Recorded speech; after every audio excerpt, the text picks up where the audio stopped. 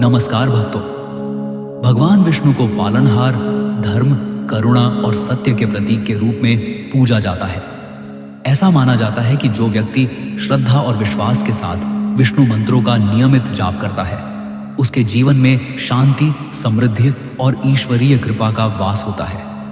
इसलिए आज मैं आपको भगवान विष्णु के एक अत्यंत प्रभावशाली और कल्याणकारी मंत्र के बारे में बताऊंगा। इस मंत्र के जाप से मन की चंचलता शांत होती है, निर्णय लेने की शक्ति बढ़ती है और जीवन में संतुलन आता है। इस विष्णु मंत्र का नियमित जाप जीवन में आने वाली बाधाओं को दूर करता है, आर्थिक स्थिति में सुधार लाता है और सौभाग्य की प्राप्ति कराता है। साथ ही व्यापार, नौकरी और पारिवारिक जीवन में सफलता के नए द्वार खुलते हैं और इस मंत्र के जाप से मनोबल बढ़ता है, चिंता और भय समाप्त होते हैं और मानसिक शांति की प्राप्ति होती है। भगवान विष्णु जगत के रक्षक हैं। उनके इस मंत्र का जाप नकारात्मक ऊर्जा, डर और बुरे प्रभावों से सुरक्षा प्रदान करता है। इसके साथ ही मन एकाग्र और स्थिर होता है, जिससे पढ़ाई, ध्यान और कर्म में सफलता मिलने लगती है। तो भक्तों, यदि आप इस मंत्र का और भी अधिक लाभ पाना चाहते हैं तो इस वीडियो को अंत तक देखें। मेरे साथ इस दिव्य मंत्र का जाप करें और इस चैनल को लाइक और सब्सक्राइब करके कमेंट में जय विष्णु भगवान लिखकर भगवान विष्णु का आशीर्वाद अवश्य प्राप्त करें। तो चलिए भक्तों, अब मिलकर इस पवित्र मंत्र का साथ में जाप करते हैं। ओम श्री विष्णवे नमः।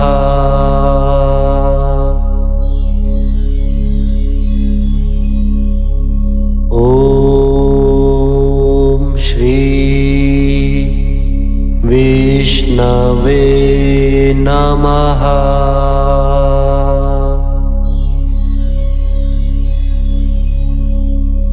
ओम श्री विष्णवे नमः।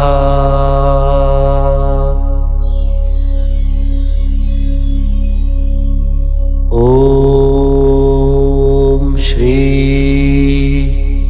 विष्णवे नमः।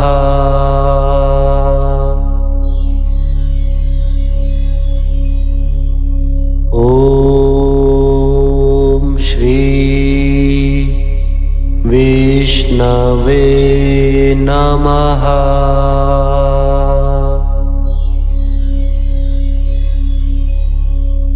ओम श्री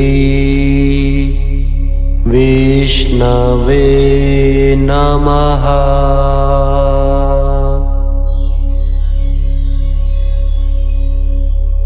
ओम श्री विष्णवे नमः।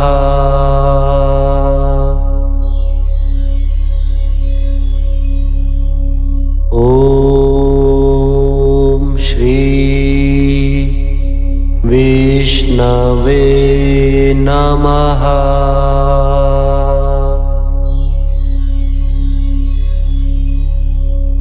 ओम श्री विष्णवे नमः।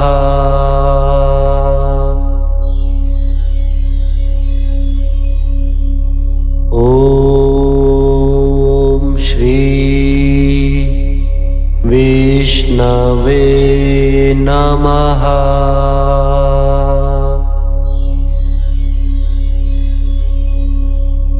ओम श्री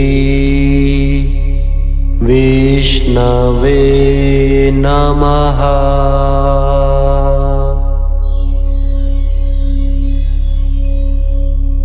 ओम श्री विष्णवे नमः।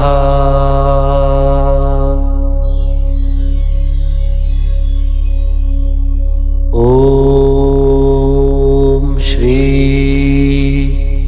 विष्णवे नमः।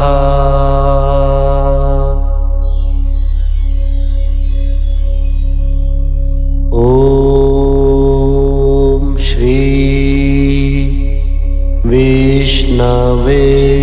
नमः।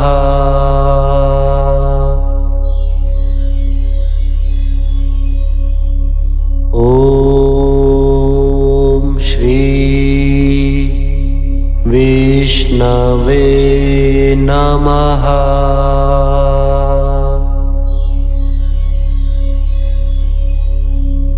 ॐ श्री विष्णवे नमः।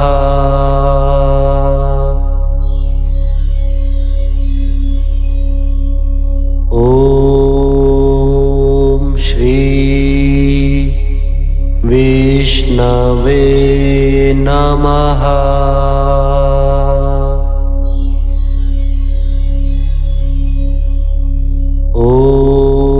ॐ श्री विष्णवे नमः।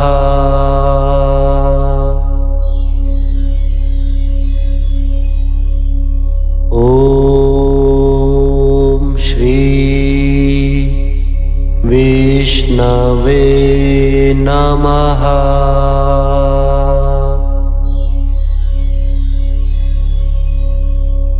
ॐ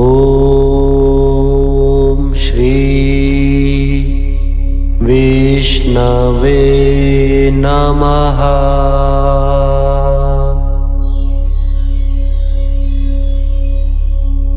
ॐ श्री विष्णवे नमः।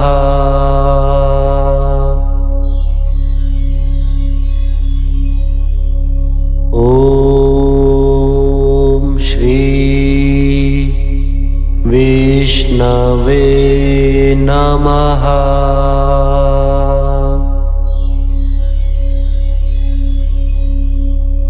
ॐ श्री विष्णवे नमः।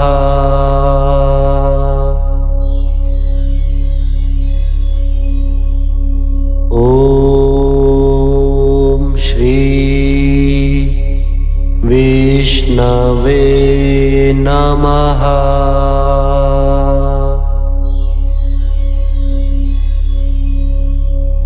ॐ श्री विष्णवे नमः।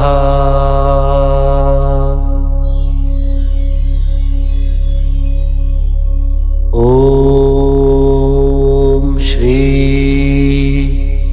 विष्णवे नमः।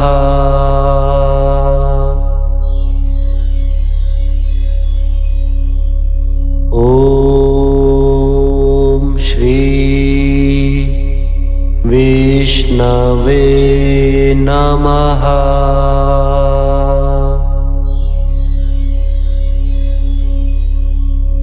ॐ श्री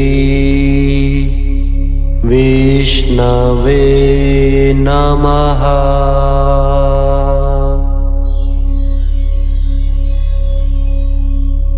ॐ श्री विष्णवे नमः।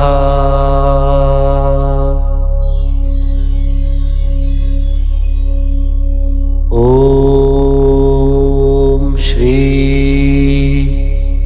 विष्णवे नमः।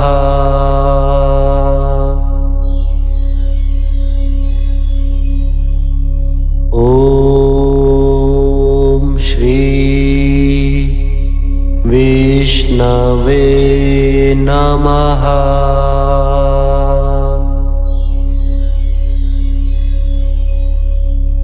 ॐ श्री विष्णवे नमः।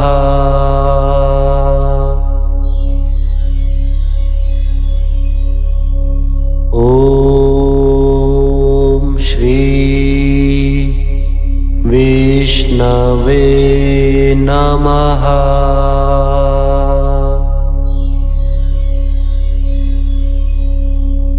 ॐ